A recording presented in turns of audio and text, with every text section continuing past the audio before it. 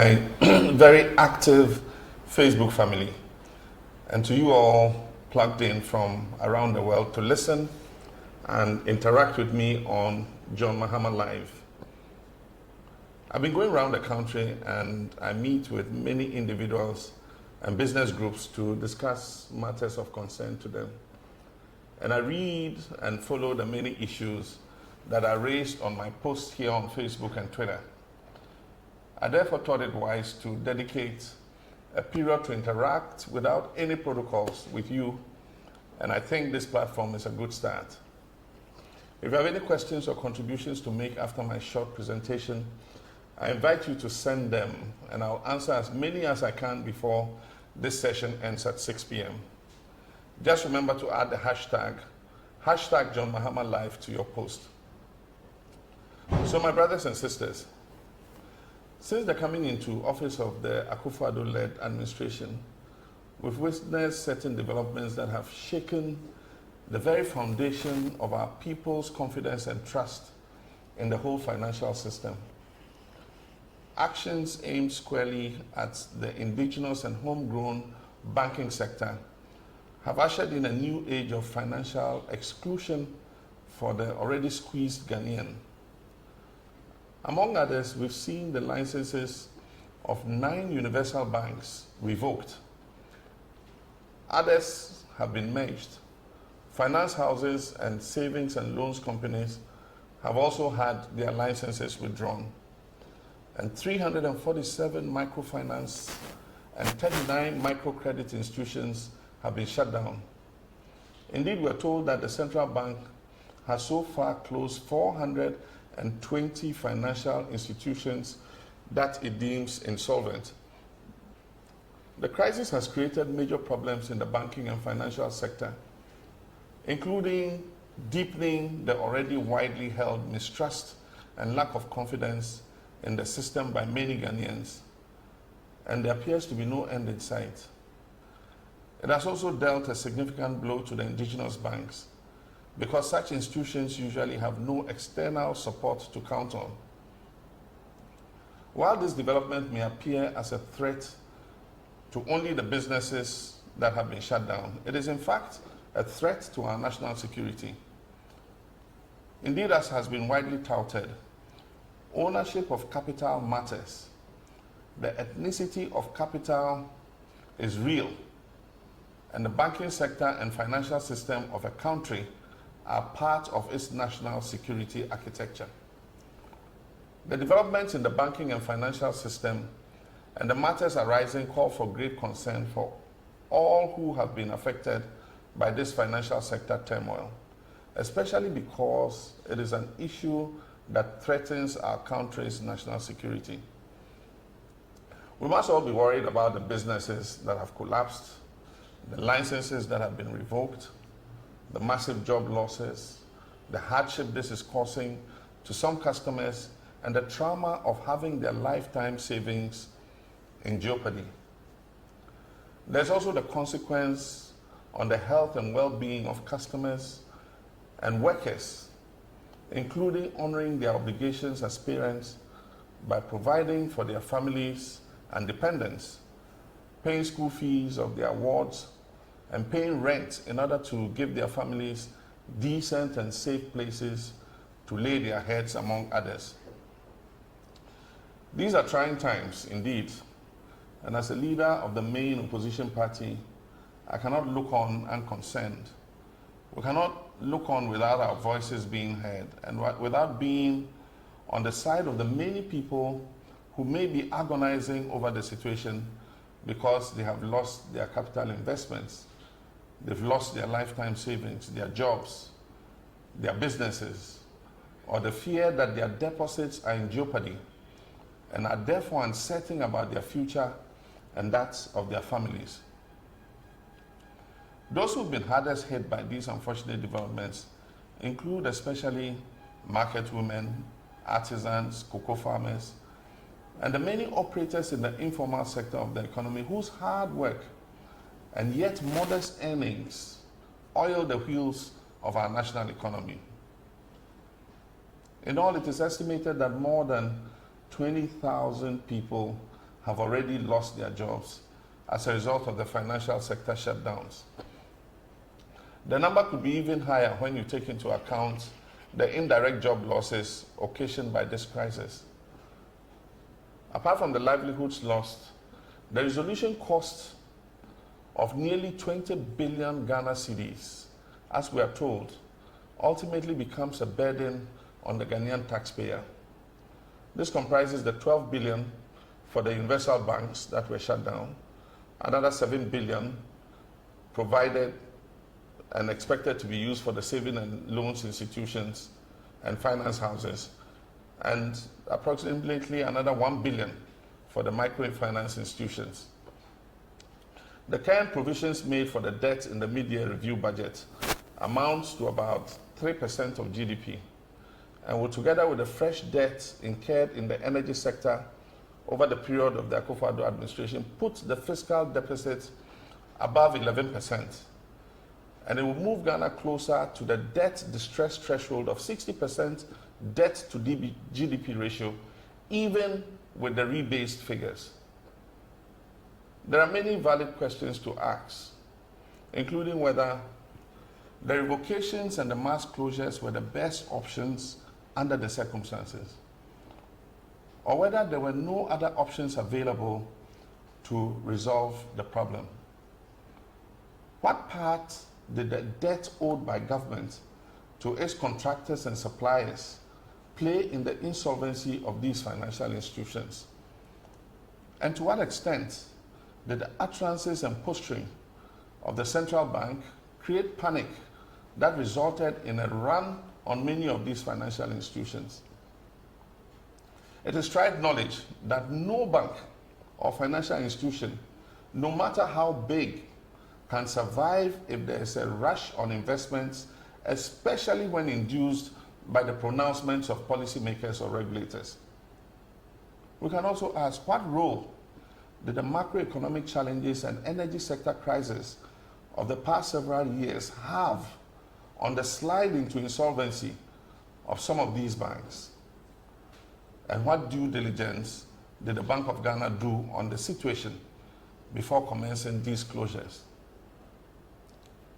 This is not the first time Ghana has faced a crisis in our financial sector.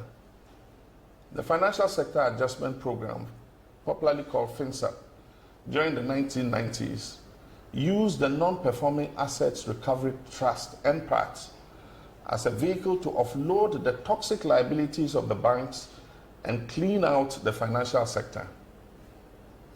During the world financial crisis, it was not uncommon that many countries, because of the strategic nature of their domestic financial institutions, provided bailouts in exchange for equity in order to prevent a chaotic meltdown of their financial sectors.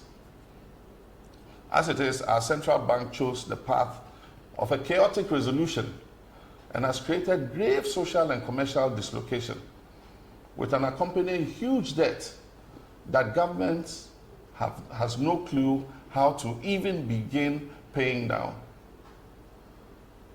The Policy Working Group on Finance and Economy that I set up recently is studying and analyzing the situation with a view to coming up with pragmatic steps that we can employ, not only to restore the confidence of our people in the banking system, but also to ameliorate the suffering imposed on the customers and staff of these financial institutions caused by the poor handling of the crisis by this administration.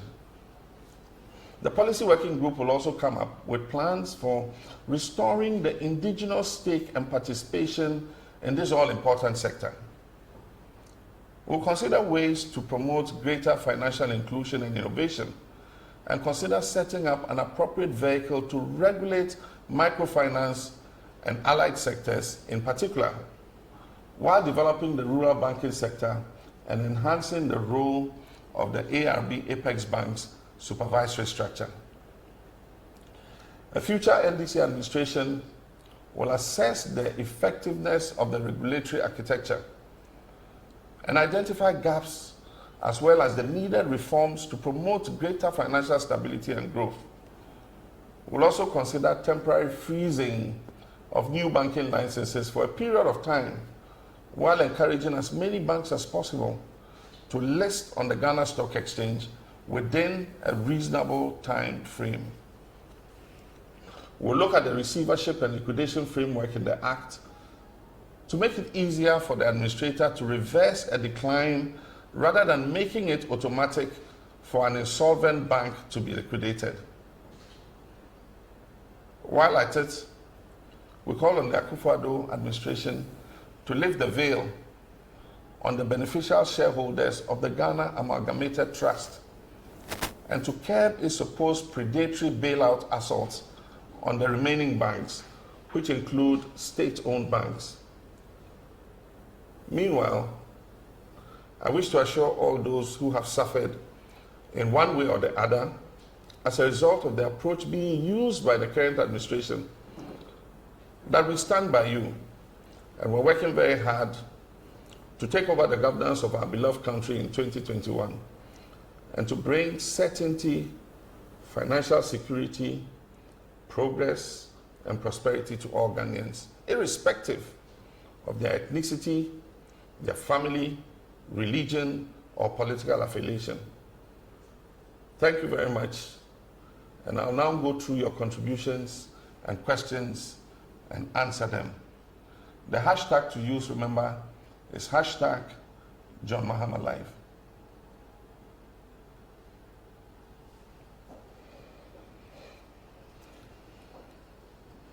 Isaac Obo, I see you're watching from the USA.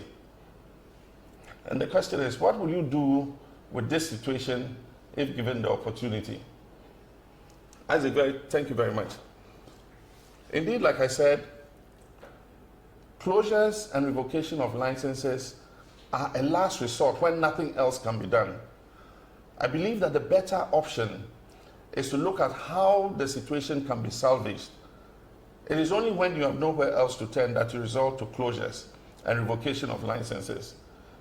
The current revocation of licenses and closures has caused mass dislocation and has created very serious implications for credit financing of our small and medium enterprise sector. And it's going to take several years for us to climb out of it. I gave the example in the 1990s when we had toxic liabilities in most of our financial sector. What happened was the government of the day created what we call a bad bank and offloaded all the toxic liabilities into the bad bank. It was called the Non-Performing Assets Recovery Trust. And it cleaned out the balance sheets of the banks. It put in better regulatory measures. And then the bad bank went after the debts that it had inherited. And a lot of the money was recovered and it went back to the government purse. Now, as it is, 20 billion Ghana cedis is the debt of this clean out. And the taxpayer, you and I, have to pay this money. I believe that there's a lot that government could have done. For instance, the questions I asked, how much did government owe its contractors and suppliers? Which, if government had paid, will it have made some of the banks liquid enough to continue to operate? And the point you even have to ask is, how much did they owe each other? Because there are cases where microfinance companies owed savings and loans companies. There are cases where savings and loans companies owed banks, universal banks. How did we net off all these before going to revoke licenses? As it is, we are saddled with a fait accompli, and we need to see how this can be handled with regards to the impact that it has had, not only on the financial sector, but on the customers whose monies are locked up, on the staff who thought they had lifetime employment, but suddenly find that their employment is ended, on the staff who are being ejected from their rented premises, and who face serious dislocation of their lives as a result of the steps that have been taken. We would have handled it in a different way. We would have done a proper analysis of the situation, and revocation of licenses would have been a last resort, not a first resort. Silas Mana, you said I should not talk about the banking sector because the mess may have started from my regime. Thank you very much for your question. As I've said, no country is immune from crisis in the financial sector. We noticed the beginning of the crisis while we were in government, and we started taking proactive steps in order to deal with it. The first was the Energy Sector Levy Act. I'm sure you've heard about it. It's called ESLA. Because the main threat to the banking sector in our time was the debt that was owed to the bulk distribution companies. I hope you remember them. They were called the BDCs. And they were the major threat to the stability of the financial sector.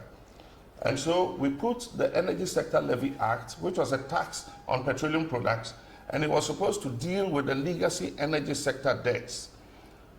This levy, as I talk, yields almost 4 billion cedis every year. And so at the time, with a debt that we realized at 2.2 billion, we knew that the money from the energy sector levy would be able to pay down the cost of government's indebtedness to the banking sector. This energy sector levy is still available. It yields, even with the recent increase, it will yield about 4 billion a year. The question to ask is, how has this government used that money?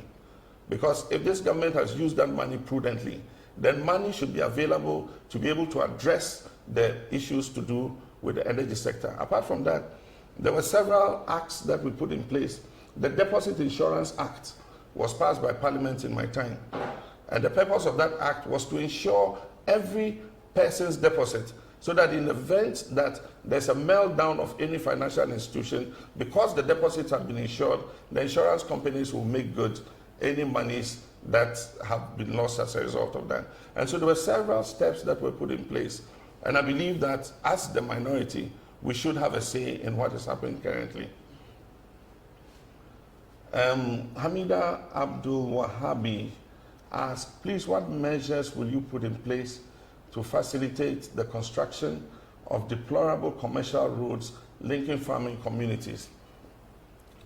I believe that our road network carries the bulk of our transportation. It indeed is the bulwark of our transportation, because if you compare it to rail and aviation and maritime, then the road network is the most used in our country.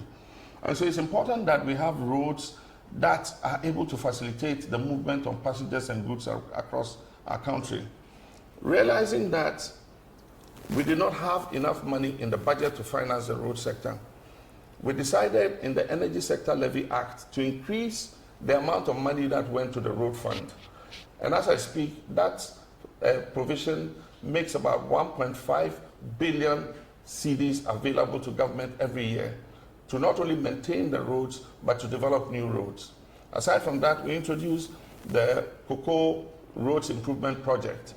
And that was supposed to take a part of the yearly consortium financing for cocoa to develop and repair the roads in the 5 cocoa growing regions. And I'm sure that everybody in the country saw some improvement in their roads, during the period that I was president. I think that we can revive these projects. A lot of the projects had contractors working on them. And the point you need to know is that contractors do not finish a project in 1 year. And so they present certificates, and as they present certificates, government continues to pay. And so I believe that if government organizes itself properly, it should be able to continue to work on our roads and improve them so that we have a good road network that not only transports agricultural products, but also makes it possible for passengers and goods to move freely across our country. Sadia Abdullahi is asking why he should choose me over Nanado. Will I run a better economy and take better decisions to benefit our people?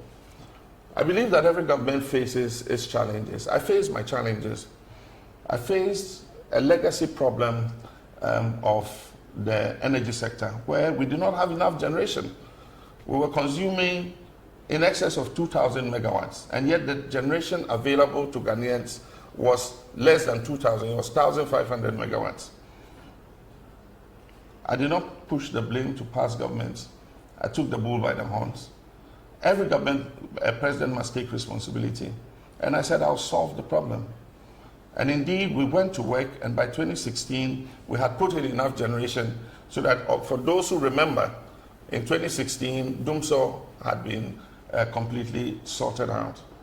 There were other challenges with the economy, and I found it necessary as leader to take a decision to go back to the IMF and do a program so that we could bring some discipline into the management of our finances. And for those who will remember, by 2016, this economy was climbing out of the macroeconomic challenges that we had faced. One of the decisions I took was to fast-track our revenues from oil production. So I worked on the 10 field, I worked on the ENI Sankofa field, and the revenues came after my term. Indeed, this government is receiving 4 times more oil revenue than I did because of the work we did in our time. We received 960 million Ghana cedis from all the oil that we exported. This government receives more than 3 billion cedis in oil revenues, and I think that they should be able to manage better with the increased revenues that we made available to them. And I believe that there are things we can do to make this economy better so that it works for everybody and makes opportunities available to all. Hawkins Glover wants to know what I'll do in the first year of my next term to tackle the challenges facing the banking sector. One of the things we need to do in order that we do not have a recurrence of this crisis in the financial sector is that we must look at the responsibility of the central bank in terms of its banking supervision. As you are aware, we sent a new Bank of Ghana Act to Parliament, which was passed. That gives the central bank independence from anybody's control. But I do think that because we continue to have these recurrences with regards to regulation and supervision of the banking sector, we need to take a look at the Bank of Ghana Act again and see if we cannot put in place a specialized vehicle that will have the day-to-day administrative task of supervising the financial sector to make sure that some of the leverages that people took that resulted in this situation are kept, or that we have an early warning system so that we can deal with these issues before they create the kind of situation that they've created. And so that's one of the things we'll look at. In the first few months of coming into office, we'll look at the Bank of Ghana Act again and see how we can improve banking regulation and supervision. Ishak Isa and others watching from Jirapa, and I say hello to all the people in Jirapa. Thanks for joining in. And Ishak says, this is good leadership. No, that's Emmanuel McLean. This is good leadership, says Emmanuel McLean. Thank you, Emma. Thank you very much for your comment. Beauty Amor says, I agree with your comment that businesses are collapsing and that is leading to a high rate of unemployment. That is true. From the rough estimation that we have, about 20,000 people have lost their jobs directly if you take all the category of the 420 financial institutions that have collapsed. But we've not even added the indirect job losses, because right now, as I speak, there are small and medium enterprises that depended on the banks and the microfinance institutions for capital to continue to do their business. And now, because of the collapse of these institutions, they are unable to get that credit to be able to do their business. Others have their capital locked up in these institutions. And so as a result of that, layoffs are occurring. And so by the time we do the total calculation, I'm sure that in excess of 40 to 50,000 people, probably would lose their jobs because of this financial sector meltdown. Mr. Mahama, can we trust you to do the things you're saying about the financial sector and the economy? Alex Bafo. Alex, I'm a person who takes responsibility, and I give the example with the energy crisis. I believe that government should be sincere and take responsibility. I mean, after 3 years of being in power, what use is it to continue to blame your inability to deliver on the previous government? People take a decision to entrust you with the responsibility of running the country. Yes, actions of previous governments might create difficulties for you, like I inherited, like President Mills inherited, like President Kufuor inherited. Nobody inherits a country where there are no challenges, but you must take the responsibility to deal with those challenges. And I am a person who takes responsibility. If I take the helms of this country, I will assess, I'll tell the people of Ghana what it is I've inherited and what steps I'm going to take to deal with them, like I did in my previous term in office. Mohammed, let's see who's this. Suleiman Yahya says, Mr. President, we miss you a lot, so we're working hard to bring you back in 2020, inshallah. Alhamdulillah, Mohammed, thank you very much. And I believe that let's all work together and create the prosperity and dignity that we want for this country. Mohammed Yunus says again, I want you to talk about the energy sector. Mohammed, this is a start. This is the first interactive session. I intend to make this a regular feature, and on each occasion I will take an aspect of our economy or of our lives, and I'll deal with it and interact with as many people as I can. So this is on the financial sector. The next time we can talk about education. The next time we can talk about energy. And so this is going to be a regular feature. It's not a one-off. Mickey says, how will you regulate the banking sector as a tough leader? The responsibility for regulating the banking sector rests primarily with the central bank. But of course, government is not divorced, from the effects that will happen if that regulation is not carried out well. And that's why I'm saying that as president, I'll take another look at the Bank of Ghana Act, and we will create a special purpose vehicle that has the day-to-day responsibility of regulating that sector in order that what we're seeing today does not happen again. And so that's one of the things that we can do. Ademu says, please, we want Radio Gold and Muntie back on air. I think it's a pity that these two stations have been taken off. The authorities are hiding behind regulation and law, but in the end, it is about free speech and it's about press freedom. I believe that Nana Akufo-Addo, who touts himself as a human rights advocate and an advocate of free expression and free speech, must feel very embarrassed about the closure of these two stations. The bottom line is that these stations are deemed to be anti-government and pro-opposition. And that's the main reason behind their closure. The authorities are hiding behind the law and everything. The duty of regulation, when it has to do with the rights and freedoms of people, is not to vitiate those rights. It is to create a situation where you are able to correct any infractions of the law that have taken place. And so if Radio Gold and XYZ have infracted the law, the duty of the NCA is to assist them to come within the ambit of the law. And so give them a period and tell them that within this period, we want you to come back, on the side of regulation. But to just shut them off, they go to the electronic tribunal, the head of the tribunal has resigned. Government will not, I can tell you, government is not going to appoint a new judge for that tribunal because they don't want the cases to be heard. And so XYZ and Radio Gold have been shut because the president thinks that they are saying things that he does not like. And I believe that it does not help. It does not help our democracy.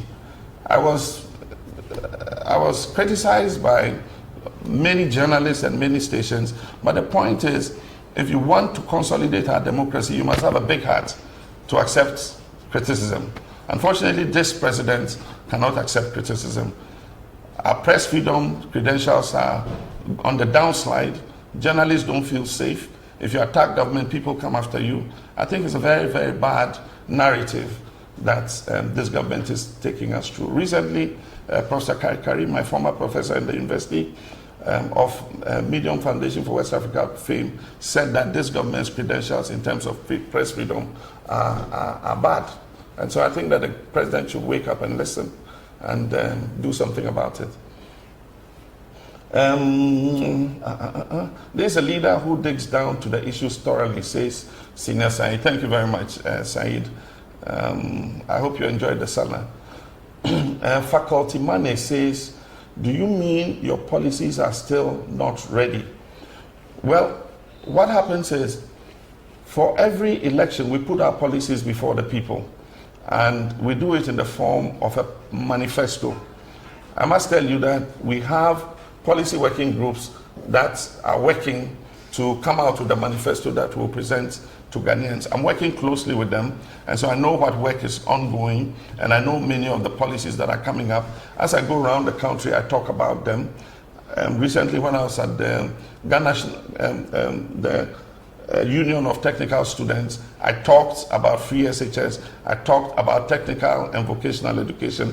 And so, yes, I'm on top of the policies, but we'll put it together and present it to Ghanaians as a comprehensive policy document in all sectors when we present our manifesto to the people of Ghana for the 2020 elections.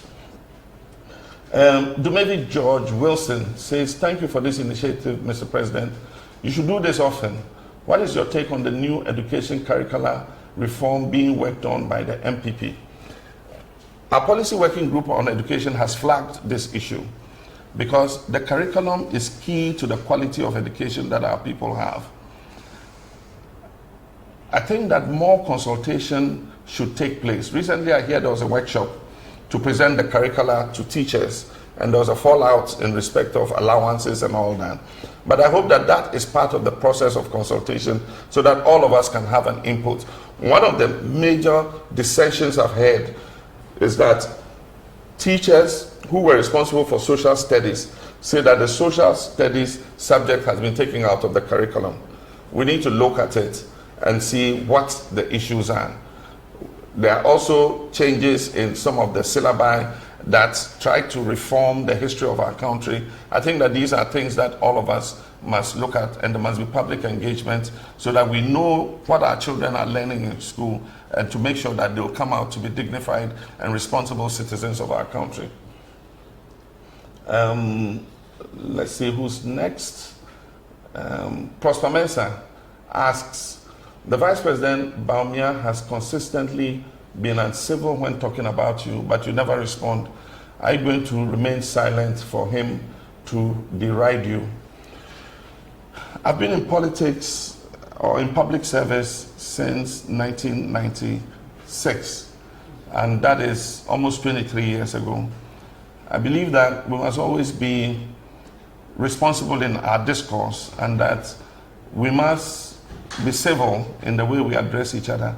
And so I'm not a person who will go deriding anybody. I try to maintain the discourse at a level where people will listen and the discerning Ghanaians can make a choice. And so it doesn't matter who is uncivil to me or who abuses me or who throws insults at me. I know he calls me the incompetent one or something like that, but it doesn't really bother me. I think that the people of Ghana are discerning and they can tell, you know, I mean, the contribution that I've made to our public service since I've been in politics. I'll continue to respond as civilly and courteously as possible. And I think that it's for all politicians to learn. Politics need not be dirty. We can play politics at a level that allows people who have the competence to come into it. It's when it descends into insults that makes people who have the capacity to come and help run our public services want to stay away from politics. And so let's make it clean so that everybody can come in and participate. Who's next? Koji Klo Nene. You had far-reaching policies, but unfortunately, it wasn't broken down for it to resonate. Yeah, you are more sincere in my opinion. Yes, Koji, the thing is, that has been one of the major difficulties of public service. When you lead a country, you have a vision and you come out with policies that will help you attain that vision. How to communicate that vision is one of the major difficulties that governments face.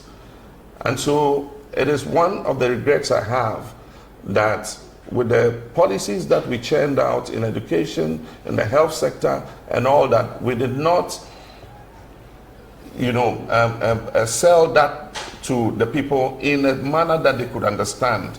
And so people could see hospitals being built, but they did not understand the policy driving, bringing health to your doorsteps, which was the policy that we're carrying out.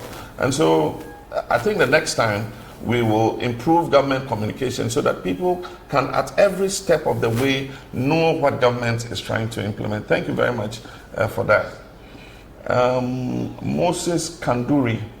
He says, I'm interested in the strategy to support financial technology, fintech in Ghana, to be competitive in Africa and the world. I think that that is important, and I believe that is an area that you should continue to pursue. If we must make Ghana more competitive, then we need to actually follow financial technology and make sure that we're able to make it more meaningful within the context of what we do in the financial sector. Let's see who's next. Julius Nee, how did you solve the banking issues when you were in office? Like I said, when we were in office, the greatest threat to the banking sector was the issue of the legacy debt from energy. These were debts that had accumulated from as far back as President Rawlings' time through President Kufuor's time to President Mills's time. And the debt to BDCs alone, because companies had to give them letters of credit which they had defaulted on, was threatening the stability of the banks. And so that's why we introduced the Energy Sector Levy Act. And I remember at the time we introduced it, our colleagues in opposition were very opposed to it. They said we were overtaxing Ghanaians, and that as soon as they came, they were going to remove the ESLA. Unfortunately, or should I say fortunately, they came into office, and the ESLA is not only very much alive, indeed just recently in the media review, they have increased it. And the question we want to ask is, what is the ESLA being used for? Is it being used for the purpose that we introduced it? You know, this was brought as a special purpose vehicle to be able to raise monies to pay down the energy sector debt. Since we left, the ESLA has increased in how much it brings in, from 3.5 billion to almost 4 billion or more every year. And so if it is being used exactly for what it's meant for, it should be able to pay down the legacy debt. But I think that some reforms are needed in the financial sector, especially in relation to regulation and supervision, so that we don't have a recurrence of these financial sector meltdowns. Let's see who's next. Kweku Sechi Akomia. And Kweku Sechi Akomia says, we had one of the best security measures during your tenure. It's worse now. How best can you help with security in your next tenure? I think that one of the things about security, and one of the things that I did when I was president, is to put the right people at the right places. If you put politics above merit in the security sector, you'll have the results that we're facing now. I don't think that the government has followed merit in terms of appointments in the security services. And so the result is what we're seeing. There are people who have the ability to deal with some of these security issues. When I was president, I looked at people who could solve a situation and I sent them to the places where they could be effective. And I believe that security and Ghanaians felt safe and secure, you know, under my tenure because of the work the security services did. We had the anti-armed robbery squads, we had various, you know, specialized units that dealt with issues of crime and security. And one of the things I introduced was the visibility police. On every street corner, you could see a police officer. Today, I mean, you don't see police officers on the streets, you don't see them in the corners. The visibility police seems to have disappeared. Just the fact that the police are out and about makes the criminals, you know, very careful before they execute anything that is untoward. And so these were some of the things we introduced: visibility police, community policing, and all that. And I believe that there are many other, you know, things that we can bring to make Ghanaians feel safe and secure in their own country. Adams Ahmed, you're watching from Accra.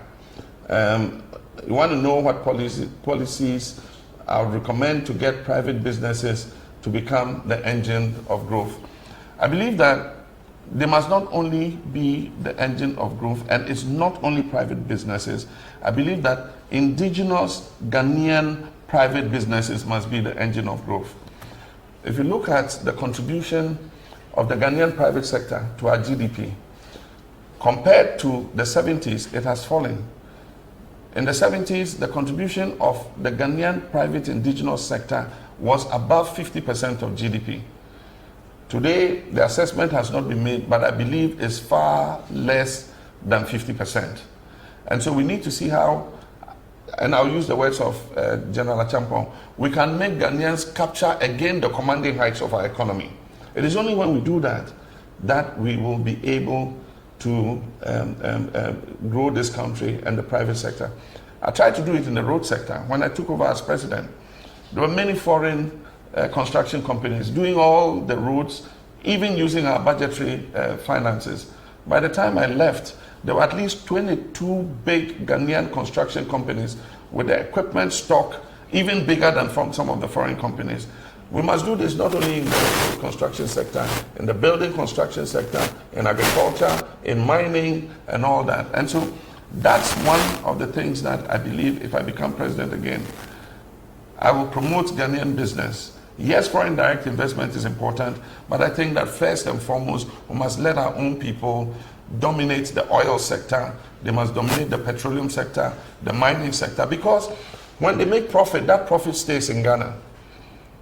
If we rely too much on FDI, when the foreigner makes profit, every April, May, he says, I've made this profit, I want to send it back to my country. And that's part of the reason why our foreign exchange continues to fluctuate.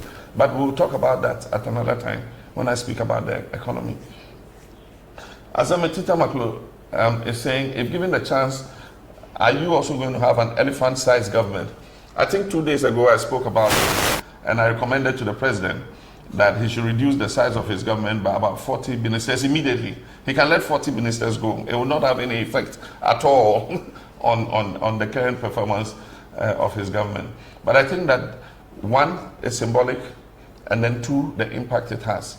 It's symbolic because when Ghanaians are going through difficulty and you come with a government the size of 125 ministers, which I'm told is a Guinness World Record amongst all countries, we have the biggest number of ministers, then people, feel that you're not taking them seriously.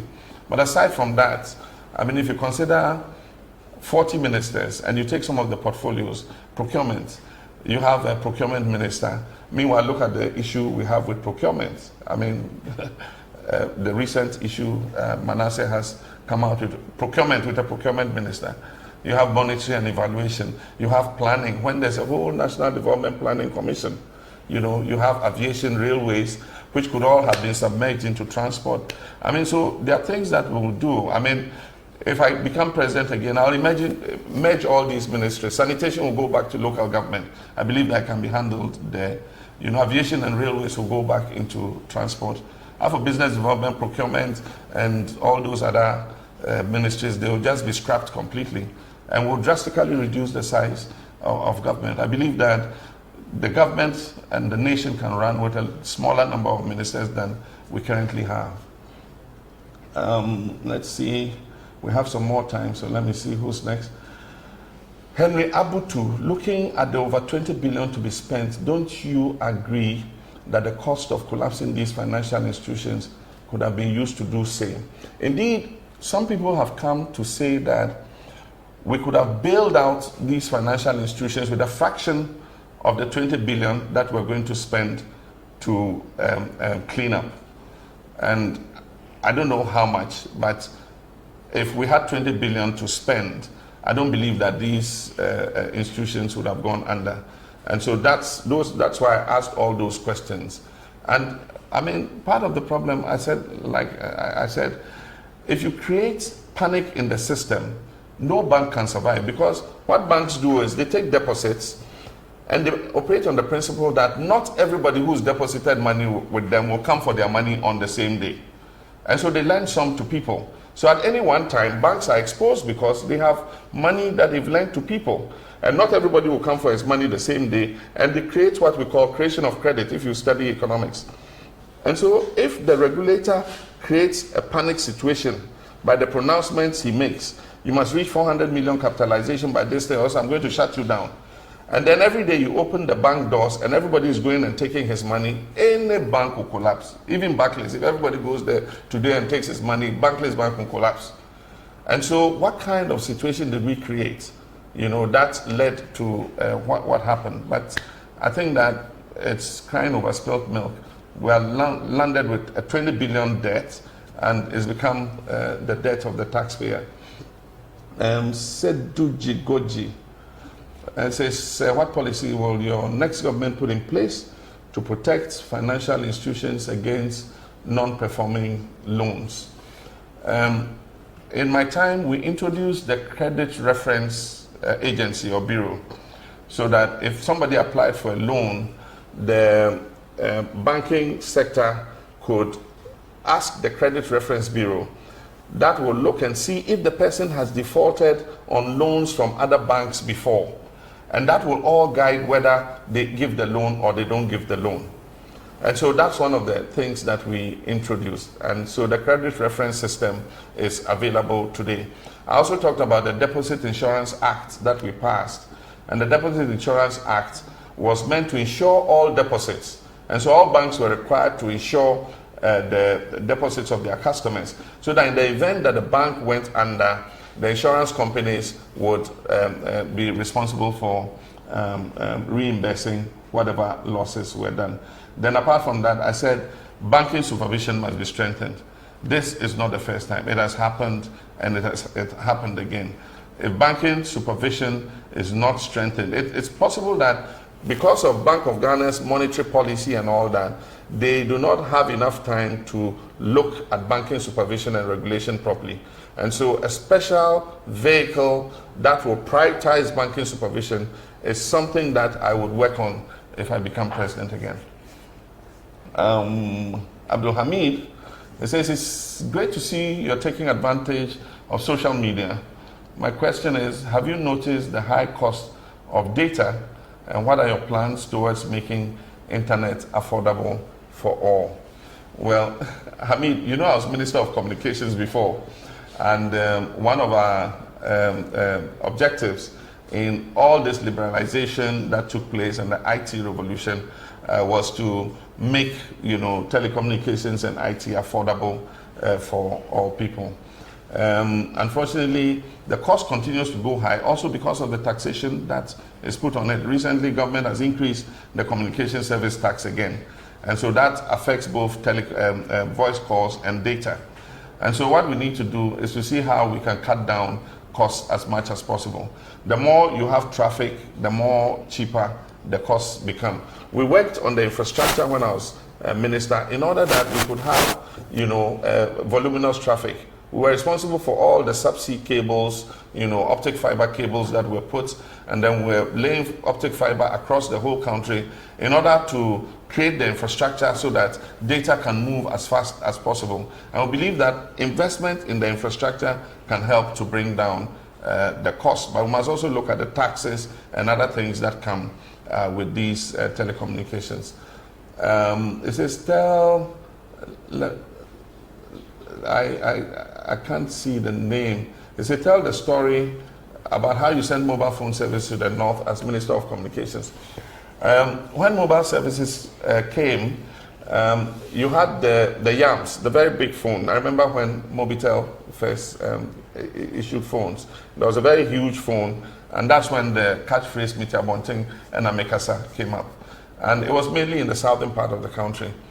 And so one of the times I went to the North, and my mobile phone wasn't working because the mobile companies did not believe that there was a market in the North.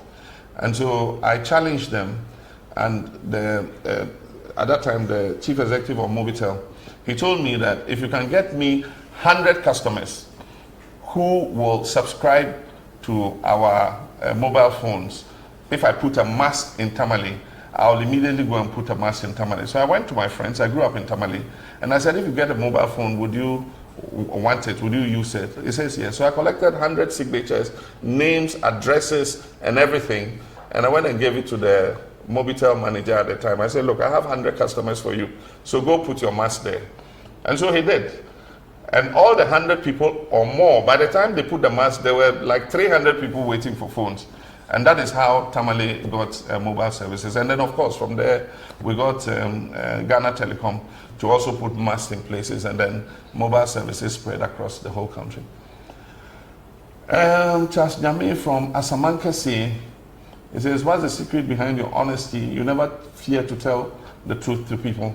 I think that should be at the bottom of our politics, that we must be frank to our people and let them understand what the challenges are.